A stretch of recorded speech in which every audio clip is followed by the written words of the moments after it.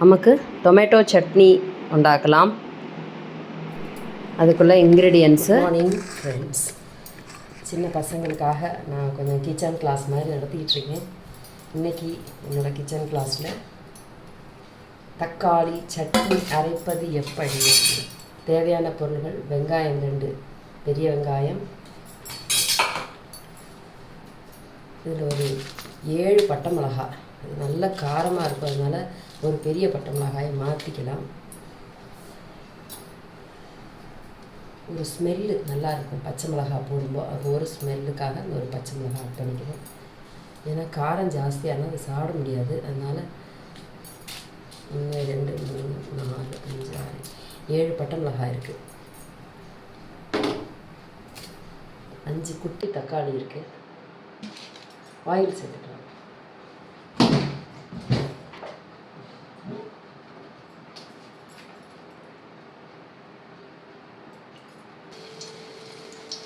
இஞ்சி ரொம்ப நல்லது உடம்புக்கு, அதனால் சேர்க்கக்கூடிய ஐட்டம்ஸ் எல்லாம் சேர்த்துக்கலாம். இது ஆப்ஷனல் தான். 5 பட்டை மிளகாய், ஒரு பச்சை மிளகாய், அது பருப்பு சேர்த்துக்கலாம். பொரிக்கடலை, பொட்டுக்கடலை, உளுந்துப்பருப்பு, கடலைப்பருப்பு.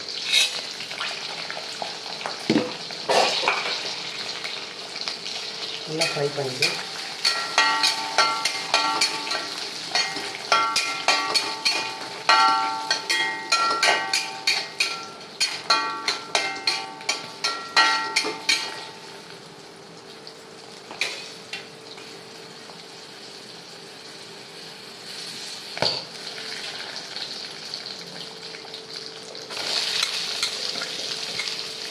ரெண்டு வெங்காயம்,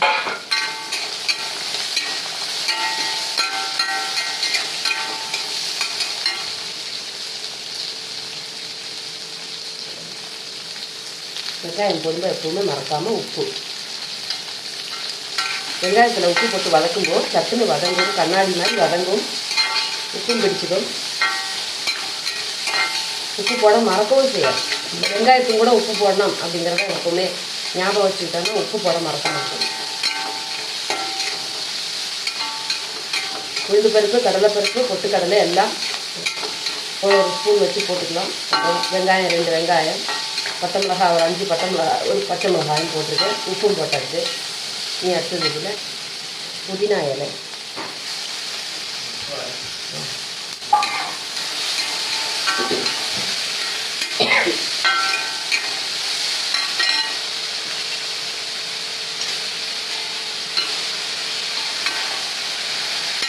நம்ம தக்காளி வெட்டி போட்டுக்கலாம். ஆனால் முழுசாக நான் போட்டுக்கிறேன், ஏன்னா வெட்டி போட்டால் அந்த சாரெல்லாம் கூட சட்டியில் பிடிச்சி வேஸ்ட்டாக போயிடும். அதனால் அப்படியே கவரோடே இருக்கட்டும்.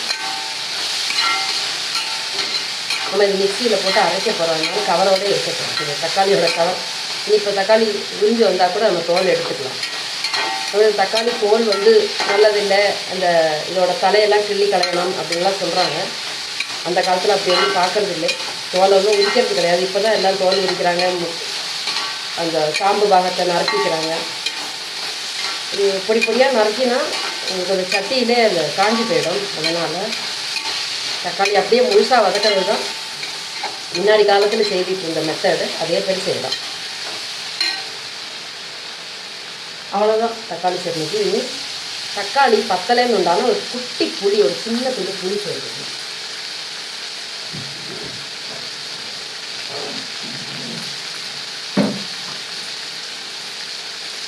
ஜாஸ்தி காரம் இருந்தால் இந்த புளி அதை பேலன்ஸ் பண்ணிடும், அதனால் புளி போட்டுக்கணும். புதினாவோட ஃப்ளேவர் ரொம்ப நல்லாயிருக்கும். புதினா சட்னி அரைக்கிறதுனா கூட இப்படி அரைச்சிக்கிட்டா போதும். 2 தக்காளி சட்னியிலே புதினா சட்னிங்கிற ஒரு ஐட்டமும் உங்களுக்கு சொல்லியாச்சு. இந்த சின்ன துண்டு சர்க்கரையும் கூட போட்டுக்குவோம்.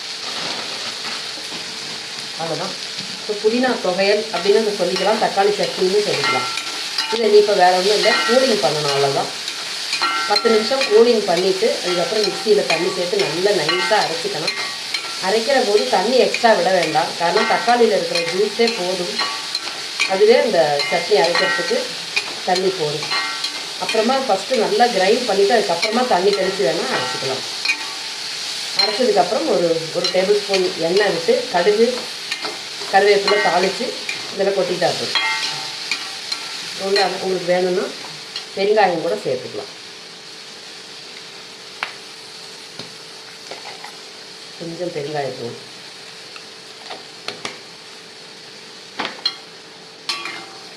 அதில் இஞ்சியும் சேர்த்துருக்கேன். இது மாதிரி மருந்து பொருள்கள்லாம் உணவும் கூட அந்த சமைக்கும் போதே சேர்த்துக்கணும். அதனால நமக்கு பெனிஃபிட் தான் வரும். ஸோ நான் அதை அரைச்சிட்டு